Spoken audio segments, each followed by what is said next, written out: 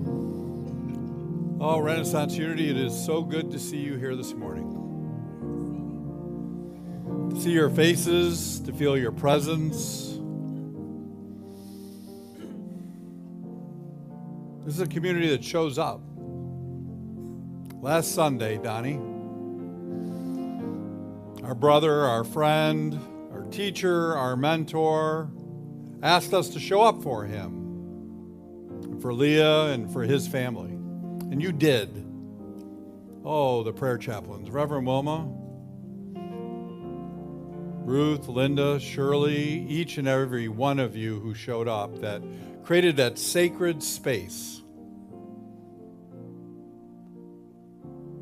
The music, Daisy Love, the music. Whoa, the music. You may have noticed that the officiant ran late to the service, but we always have a backup plan. We always have a plan. If you don't know, he had been tied up because of the shooting at the church in Grand Blanc. He was in Flint, and we weren't sure if he was going to make it on time. He made it right on time. But Daisy, I think I may have shared with you this week that as we were getting ready to close a powerful and an amazing service, Pastor John leaned over to me and said, "How do you guys have this music?" I said, "Well, you should come on a Sunday," because it was powerful. You opened hearts. Melanie Miller, I don't know if, there you are, Melanie, trying to hide. Melanie, oh my, get out, don't, come on. Melanie, now I don't know, for those of you who were there, if you had the same reaction I did. I was standing next to David Coulter, a member of our community, our county executive here in Oakland County. And I leaned over to David and I said, "It's awfully quiet in here, and this isn't going to be what he wants. He wants laughter, and he wants emotion. He wants truth." And Melanie Miller, you took to that stage, and Dave said to me, "Oh, I'll do it. I've got it. Don't worry. They'll all be applauding." And before David could take to that stage, you set the tone. You opened the hearts. Powerful. Stuart Boswell, you were there, caring for family all of these weeks. All of you, each of you, in so many different ways. Our time together this morning isn't to ignore that. It isn't. Sheldon, you said to me, when you walked in, I said, "How are you doing?" What'd you say to me? You said, "I'm missing my teacher, my rock, my spiritual hero." That's real. And in this community, we have to be able to meet each other where we're at. Glenn would demand it. Well, and by the way, that wouldn't be his only demand this morning. So I'm going to put this out here right now. If you're here on Sunday, and it's the beginning of the service, we're going to have an affirmation. So will you rise? Reverend Wilma talked about that this month is illuminated in the color orange. It is the month of zeal. The month of September was order. Order. Our month of September was order. And what is calling us forward as we move into this quarter, this last quarter of 2025, is an invitation for us to be zealous, to be filled with zeal.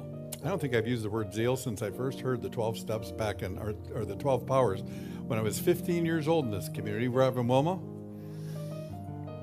Maybe in a crossword puzzle. But it is one of those 12 powers that we can lean on. And this morning I'm going to invite all of us to do that. In all of the spaces that we're in the pain, in the sorrow, in the joy. Before we affirm this, who had a miracle this week? And don't be bashful, just raise your hand. I'm not going to call on you. Who had something powerful happen for you this week that was unexpected? Ooh, look at this. If you're looking for a miracle, come over and sit here. There's two of them. How many of you showed up this morning outside of the grieving for Reverend Glenn, but we're looking for an answer for something going on in your life. Just look at this. See, this is why we're here. This is why we're here.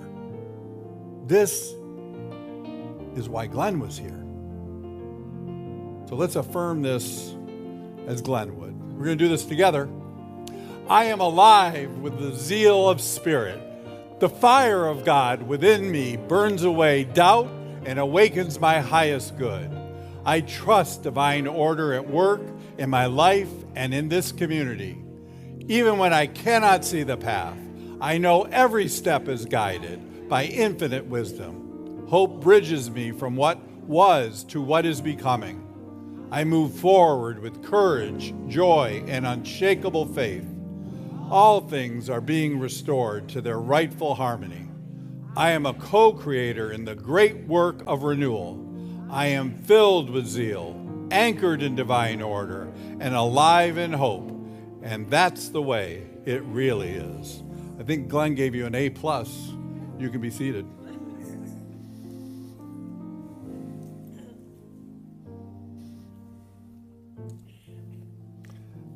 I am so grateful for how all of us have showed up, the text messages, the sharing, the reaching out. It's been a powerful experience for me. And I know for you, so many of you have shared what this experience has been for you. The thing that has really struck me most powerfully is the fact that so many of you have leaned into being of service, to wanting to do something, to make a difference, to lean in. This morning, there's a lot to celebrate, and you'll see it, you'll hear it. We had a lot to celebrate last Sunday in the life of Glenn, but you saw the hands that went up this morning, the miracles that have been experienced and demonstrated, and the needs, the requests, the prayers that are on the hearts of so many who are here with us this morning. And that's true for whether we're here in person or if there's somebody online for us. It is. There's a scripture I want to share with you. It's Ephesians 3:20. Now to the one presence and one power within us, able to do exceedingly, abundantly, more than we can ask, imagine, or conceive, through the divine power of Spirit at work in us. That's the truth that we've been hearing. Reverend Wilma, whether that's your message that you've shared, Glenn's message that has been shared, it has been the path of unity and new thought for as long as it has had a voice. The challenge is sometimes we forget that that is the call to us. And we have this invitation to be able to lean in and to be able to express in powerful and divine ways. Powerful ways. Next Sunday, Donnie Wilson, who's part of the mastermind group that I meet with today, Donnie will be releasing his new book here next Sunday. Now, Donnie had a little personal struggle. We were talking earlier. I said, now, next Sunday, are you on? Because I have to make sure. Are you on? Are you going to do this? And he said, well, I have this big release at Bamboo, and I don't want to run out of books. And I disappeared on him. And he came, hunted me down and found me, and he said, you know what? I've got more than enough books. So he's going to be releasing his book next Sunday, here with us, showing up. That was a mastermind request that he had, and a dream and a belief. Rod Grimes, you're the other author I'm looking at right now, and you believed that you're part of that mastermind group, celebrating and believing. And I remember a time when your book was just somewhere on a computer. And now it's not just one book, it's multiple books.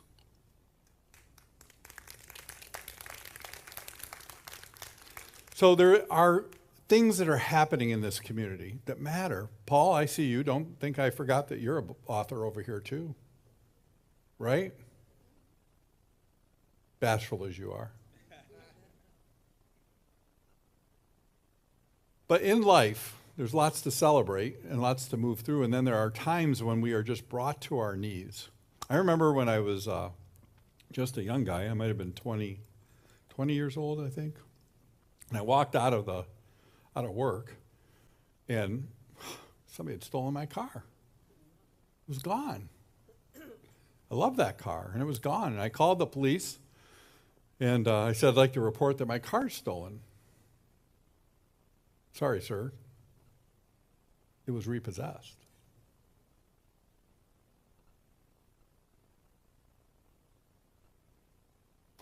Sorry for calling.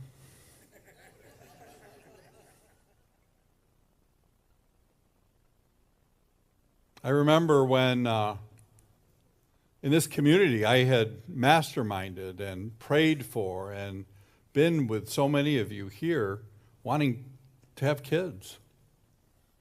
And we came home with a brand new baby, a mom who had decided at 15 she wasn't in a position to be able to care for that child. It went so fast. We started in June, and we were home with Harper 6 weeks later. For those of you who are in that world, you know it doesn't happen that way. It's a God job. And I stayed up with Harper, told my wife Liz just to rest, and I'll take the first night with her. And I had a chair that looked very much like this, and Harper laid on my chest, and I was with her all night. And then Liz went out to go get stuff, because when you adopt, you don't have showers, but you got a baby, and you need diapers. And Liz went to the Target to go shop, and that phone rang from the social worker. And Harper's mom wanted her back. We weren't 24 hours into that. We weren't. And it was a strange twist, because when you believe that your mastermind request, your prayer, everything that you've been wanting, the door is just flying wide open.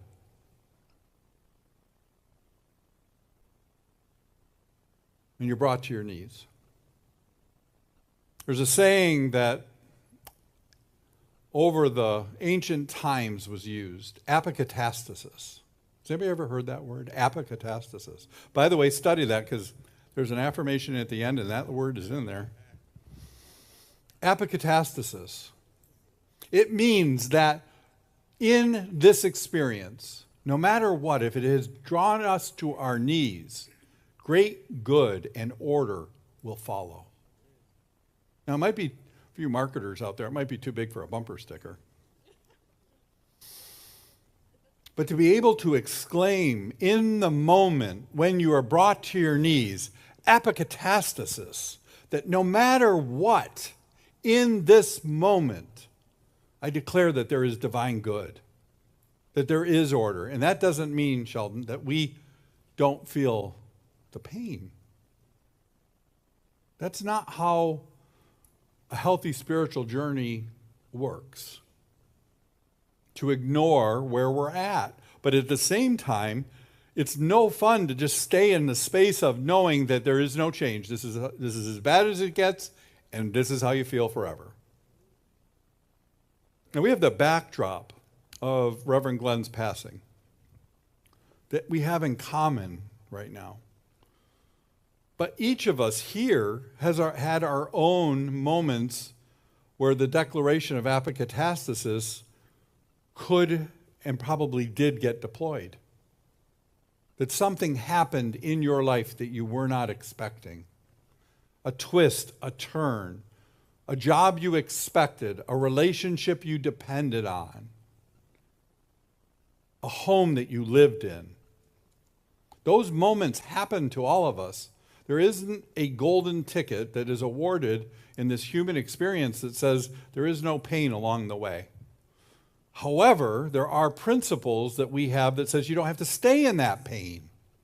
That you can rise up and beyond it. I'm going to tell you something funny about this apokatastasis thing. In the 6th century, when this had been being used and declared by tribes, Gregory decided that this belief was worthy of being put to death. You couldn't have this belief. It was outlawed. Now, aren't we funny as humans? Come on now. the very thing that would free you from your pain and your grief, allowing you to move through it and forward, have been declared illegal. Now, by the way, that didn't mean you were setting up a shop. There wasn't a bunch of apocatastasis stores. It was a belief. It was a belief that was outlawed because it created too much power and freedom. I'm going to invite you to lean into that power and freedom no matter what's going on in your life right now. No matter what. To be able to declare that no matter what, fair, that I need to have a surgery to have my vision restored. That I need to live with my family in New York for a period of time, but I'm coming back to Detroit, and I'm bent on it. You've had plenty of moments of apocatastasis, fair. And you have risen each time. I call Fair out, and I call each of you out because you need to know that within the community there are people who are rising, who are facing. And sometimes we don't spend enough time talking to each other about what we're going through. And sometimes we don't talk about it because we don't want to hear and stay in that spot. You have that friend at work? You know, it's the same problem they talk to you, tomorrow's Monday, so the same problem they've talked to you about Monday, or all last week, and the month before, in 2024 and 2023, and they're going to have the same story for you tomorrow morning? I mean, there's benefits to remote work, right? You don't have to run into that so much. But when you're in person, do you have that person in your life? Do you know that? Have you felt that? It's the same story and no commitment to change. Now, let's be honest, we can hear it in others a lot easier than we can hear it in ourselves.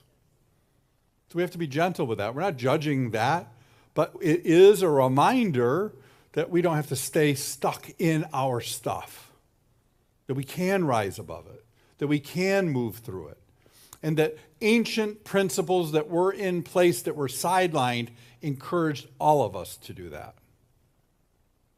All of us to do it. And in this time, when we are waking up, we should embrace those principles that have been always available to us. We've all gone through things where we can't explain exactly what's going on in our lives. I know I have. But there is a power in declaring that all is in divine order. God is good all the time, and well, guess what? That didn't sound like you really believe that. But you get my point, right? So if that's true, it is true or it isn't. We can doubt it, we can question it, but ultimately we have to decide that it is true. And we have to act like it. And there are times when we can't. All we can do is breathe sometimes or catch our breath. But once that happens, it's time to move forward. And to be able to move out of the chaos that gets in the way of our life, but to be able to move forward from that chaos, and the only way you can do that is with hope.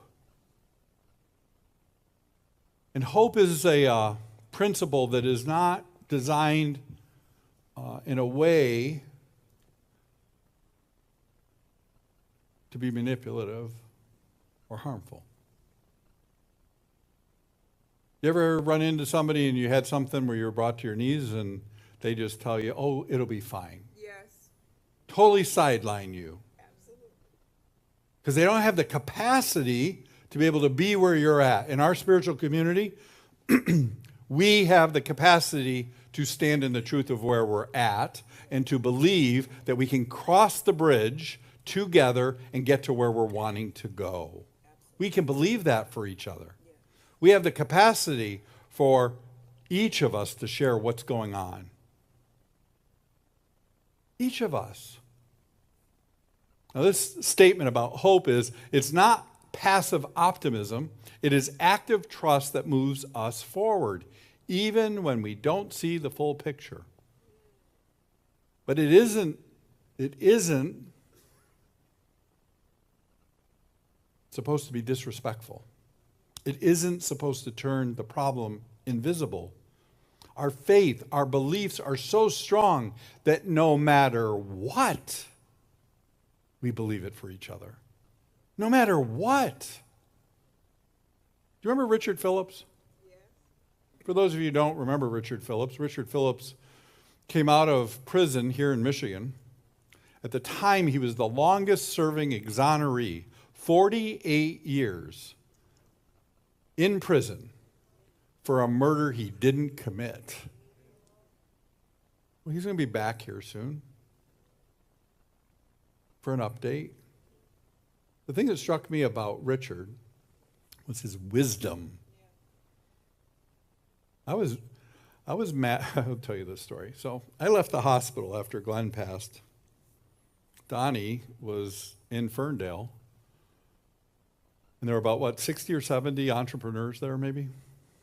And I was scheduled to speak. And I also knew how close Glenn was to Donnie and how Donnie felt about Glenn. And so I had made the commitment when I went to the hospital the night before to get dressed in a suit because I knew in the morning I'd have to speak at this group. And in my version of the story, things turned out differently, by the way. They did. I expected things to be different. But as I left the hospital, Canal Road, by the way, there's a lot of orange barrels in this story. Yeah, zeal, right. So a new frame for orange barrels in Michigan. We're going to get enthusiastic and feel zeal when we see these orange barrels. You got lots of practice on your way home today. So I was turning right. Traffic was jammed. It was that light where you can't turn on red. One road this way, I'm coming here and I got to turn right, and then I'm going to have to turn left. And the left lane over here is so far backed up that just my car can turn right, and I can't even get to the left lane.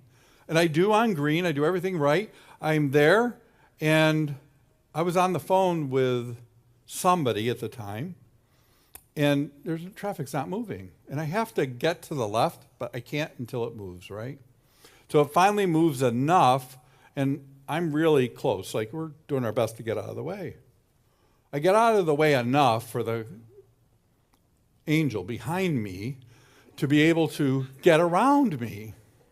And he's got to get to a construction site. He's driving a white van, and he is so excited about life. So excited that he's got both of his hands and both fingers saluting me out the window as I'm trying to turn left. And I was like, first of all, I was flabbergasted. I was just completely, you don't even know what I just went through. And I heard the same voice when I condemned him for doing what he did to me, say it to me. I have no idea what he just went through. To be interrupted, there's no place to go. But to be so angry, to roll down your window and take both hands off the steering wheel when you've got the chance now to fly as fast as you want to go, but you have to send a message to me. Wow. Being present for each other and knowing, even if we don't know the person, that we have a responsibility to rise into the highest consciousness. And trust me, it came really close for me. I almost joined him. But I didn't. In that moment, I didn't. But we all can get called to this, to be reminded that we have the power to be able to respond to what's going on in our lives. Steve Tillander, you did that this weekend. Life Remodeled, a number of you gathered, made a decision that has been built on years of decisions for this community to come together and to be of service. This weekend, it was part of the 6-day project for Life Remodeled on the east side of Detroit with the Anchor Detroit project that is going to bring hope and resources and all kinds of wonder to a neighborhood that will and is embracing it. And so many of us, look at our faces here. Stuart, you were there too. Barbara, Steve, all of you showing up. We're all called to be and invited to be angels of hope. That's what that is. I can promise you, nobody, well, Steve, all right, I'm going to go out on a limb here. I'm sure none of you drove off with a double salute to anybody. But I bet your hearts were full. I bet you felt that I know how passionate you were before the event. Brett, I need to make an announcement last week. And then, of course, our movie theater decided to cut things short. And you still showed up. And I speak to you because you spearheaded it. But there is a community here that is reflected in your passion that responded to it. And my belief is that everyone who participated in that was changed at depth. Each and every one of you. And the people who were near you, like the pastor on Sunday. How do you get to have that music? They see it, they feel it. It's a choice that you made. It's a choice you make every day. How many years of sobriety, Steve? 44 years. 44 years of being sober. Do not tell me that you cannot get sober. You can tell me it's hard, because it is. You can tell me that. But you can do it. It can happen. And by the way, just in case my words have not gone through the translator, I didn't say you can get somebody else sober. Doesn't work. But you can. Anyone can. This community has been powerful in showing up. You know, at the beginning of September, we launched our financial campaign. Remember that? Yeah.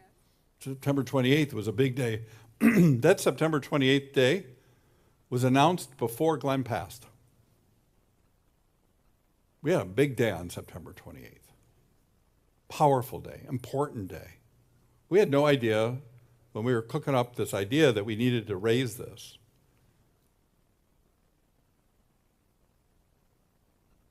Go ahead, Donnie.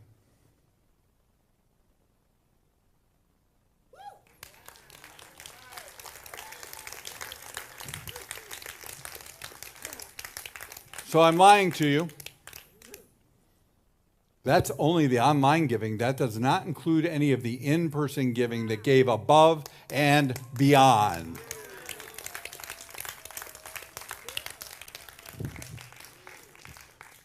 $121 donors online gave $26,562, accounting for 132% of the goal.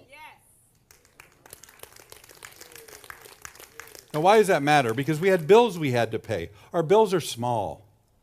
Our bills are reasonable. We don't have big salaries. We have this cost. We have the investment in our music team.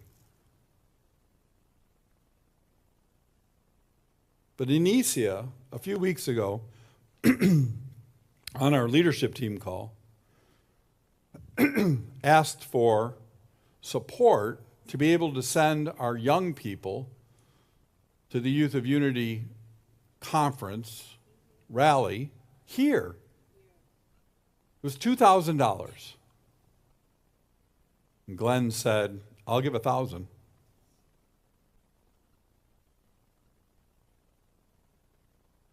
And then somebody else had $500. And then we knew the gap was just $500. And lo and behold, the $1,000 didn't happen because they never had the opportunity. But our kids are going to be able to go to the conference. So you're part of something bigger when you're in this community. And by the way, if this community ceases to exist, the statement doesn't change. You're still a part of something bigger, more powerful. There's no secret sauce that says only here. That way of religion doesn't work. but choice does. I choose to be where I choose to be so that I can get what I need and I can grow forward. It's a choice. Many spiritual communities are emptying for two reasons. One is the message is that no matter what you do, you're not good enough. Yeah. And there's some kids in this room and some people who have kids in this room. I can tell you, if you want to corrupt a kid very quickly, just say that for 10 days straight. Well, we're big kids. We're children of God. How do you think that's going to work for society? It doesn't work. It doesn't work. And then the other side is where it's not in integrity. When we say one thing and everybody knows another thing. Right? We've all been there. So it is by choice that we're here. It's by choice that we lend our energy and our spirit and the demonstrations and transformations that we're having. I called out Fair and Steve and a number of you this morning because you were willing to share. You've told your stories, Paul, Donnie. You've been willing to open your heart. And that is part of this exchange that is required. Don't worry, we're not going to start going row by row, seat by seat, asking you to share your story. But in sharing that story, your experience, your journey, it not only empowers you, but it gives hope for others. It does. Tuesday morning, you can hold on this, Donnie. Tuesday morning, after the service on Sunday, during the day, in the morning, after our time together, many of you know that Kem, the singer, not all of you know this, but that Kem is a member of our community. He got sober and clean and sang and birthed the career that, for those of you who know him as the artist, Kem, was on and part of our Sunday experience. So Sunday, after our time in the morning together, he and I had been back and forth, and we have been for a long time. And he said, I'm available between 3 and 4 Sunday afternoon to connect. I said, well, that's perfect, because the family's going to arrive at this time. The service starts at this time. It's a perfect time. Let's talk at 3:30. And he's like, no, we're not talking at 3:30. He said, I didn't realize that the celebration of life was Sunday afternoon. But I'm flying in Monday morning, so let's have breakfast on Tuesday. So we did, and Kem came off of the elevator, and he had his 5-year-old Trinity with him. You can't fake 5-year-olds. You just can't. Now, a 5-year-old can have a bad day, and that's real. But you can't get a 5-year-old to fake good. You just can't. You cannot. And I've had twins. I know you can't. Trinity walked off of that elevator calm, peaceful, attached to Dad. Dad.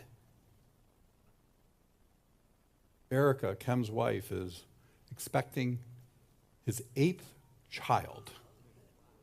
That's what I said. I was in the middle of my spoon of oatmeal. Oh. Kem's 6 months older than I am. I'm like, whew. Wow.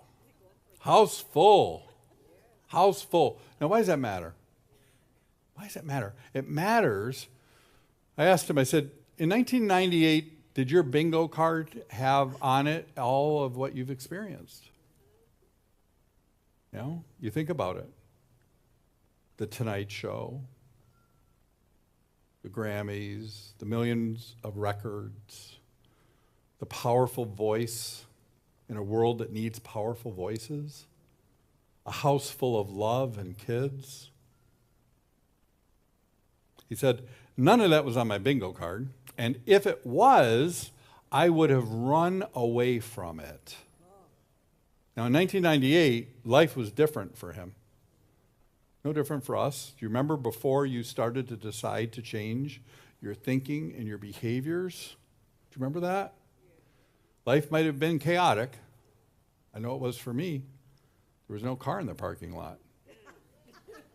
Police, repo man had come and taken it. I walked home in the rain from Royal Oak to Ferndale. It was a walk of shame. And then there's that ego party that's going to have a really good story for everybody else while you don't have a car the next day. Kim, during the breakfast, and his daughter Troy came. Now, you can't fake 20-something either. Linda, you remember Troy. She was part of your program. Oh, she walked in, the joy between the two, the calm between Trinity and Troy. You can't fake that. Now, I'm not making them out to be perfect. Ken would be looking at me like, they were good that day. You can't fake that stuff. So Ken looked at me and he said, what can I do? What can I do? You want to show him what he can do?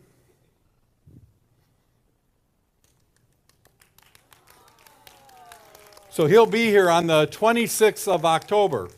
Now, if you tell everybody, you better get here early because they're going to take your seat. But you can tell anybody. We don't care. It'll be lined up down. Now, you're going to have to pull a card and go, well, I'm an RU carrying member. Or you might have to share your seat with somebody. But out of love and joy and service, Kem said, what can I do? I shared with him our financial campaign. He asked how that was going. And he had made this commitment, and it was perfect for him to come on the 26th. He's got concerts this weekend, and guess what? For the rest of October, nothing except here's the 26th. So I left Kem at about, maybe a little after 11 o'clock, and I wasn't to my office in Royal Oak from Birmingham, and at 11:35, doesn't really matter.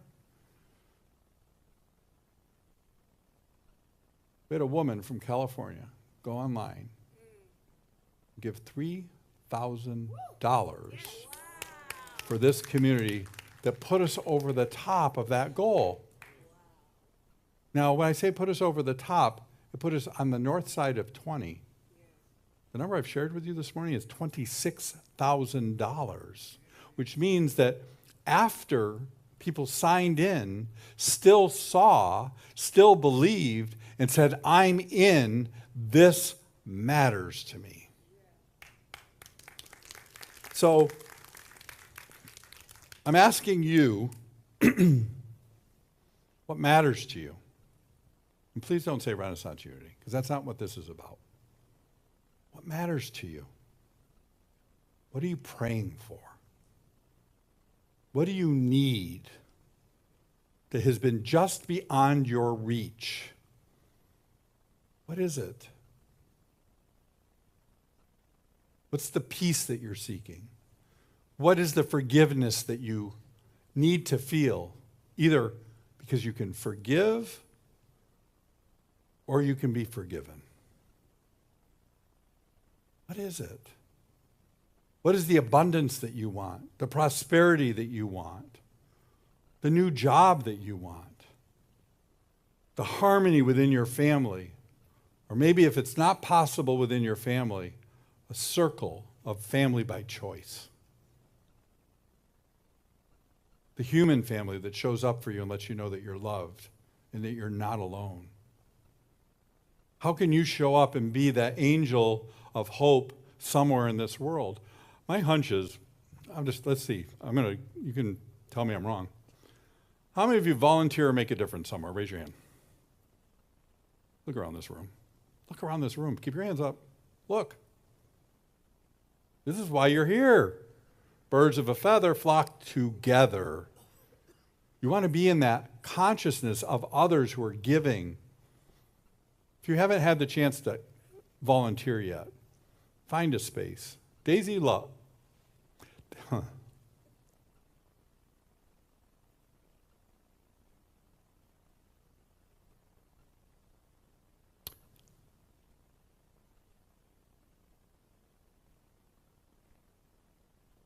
Leah McIntosh, we love you.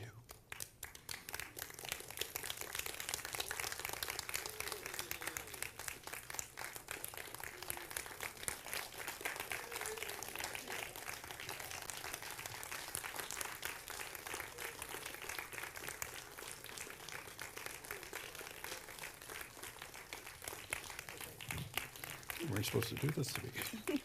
Love you. Thanks. Let me take my seat. You go ahead. I'm under strict orders not to give her the microphone. But she can take it if she wants, but I won't do it to her. But you can take it. It's right there. We love you, Leah. I don't know if you've been listening this morning, but we have been loving on you this morning and loving on each other. Do you understand the miracle that just happened? Do you understand that? Do you see what just happened because you have opened your hearts? Leah sent me a text Friday, yesterday, somewhere. She didn't know if she was going to be able to make it today. And I said, breathe. The day you arrive is okay. It doesn't have to be today. I'm going to tell you, the energy that you have that creates a space that says this is safe, that this is nurturing, makes this possible. So, the 26th, Daisy Love, that's where I was. So Daisy, you remember her story about getting a job, and we were all excited for her, and then you got a full-time job, and then because of Daisy. By the way, she's a nutritionist at the nursing home. See, I'm learning each week. I get a little different flavor.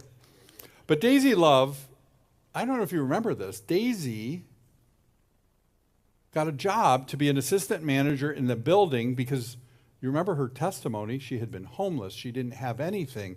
She had been bouncing, and the miracle came that new, beautiful place, you got a place. You and Lyric. And then it was time to get a job. She was applying for 2 jobs. Hopefully I'm not getting you in trouble with this. I know Greg Bowen's behind you, so he was a champion for this. So 2 jobs. One to be an assistant manager where she's at, living. That's what she told us. And then also Wayne County Sheriff's Department. And she, if you didn't hear her, she said, reach, right? So she got hired. So it was 2 weeks ago, we were talking, and she goes, Brett, I just found out who I'm working for. I'm like, well, office is probably in your building. I'm sure you know where you're working. And she said, no. I'm working for the Detroit Housing Commission, hired by the city of Detroit, and that her work and focus is working with families that have food instability and homeless and vets too, correct? Come on now. Just because you don't know who's signing your paycheck doesn't mean that the universe isn't showing up for you from top to bottom in ways that you can't even imagine. Powerful. Powerful. You are going to have to bring a paycheck so that we can prove that this is true next week. You know, City of Detroit. Could there be a better hire? Somebody who has had a deep understanding and passion. Could there be a better hire for the city? And could there have been a better hire for Daisy? Her daughter, Juanita, had this mission on her heart. That's what you told me on the phone. Through tears, this is what Juanita wanted. But guess what? It's what you wanted, and it's your calling. So we are filled in a space and in a community that is growing individually, as a community, deeper and wider. And there isn't anybody who can't have that experience. And it doesn't have to happen right now if you're not ready, but it can happen when you're ready. So you ready to close with an affirmation? You knew it was coming. Now, I told you there's a big word in there. Let us rise to our feet. Let us share this affirmation. I want you to extend your arms right now and your hands to the front of our room. When we affirm this, I want you to bring to mind, especially if you're a member of Lou, or Ladies of Unity, how powerfully your life has changed because of your participation, because of one individual who chose to open her heart, to risk, to do, to serve, to make it about being a greater influence and impact in the broader community, to grow personally. So with that energy, let's share this affirmation together. I am one with the divine power that restores, renews, and uplifts all life. Spirit is calling me to love more deeply, to give more freely, and to live with unwavering hope. Something new is forming within me, within this community, and within our world. I am the living expression of divine restoration.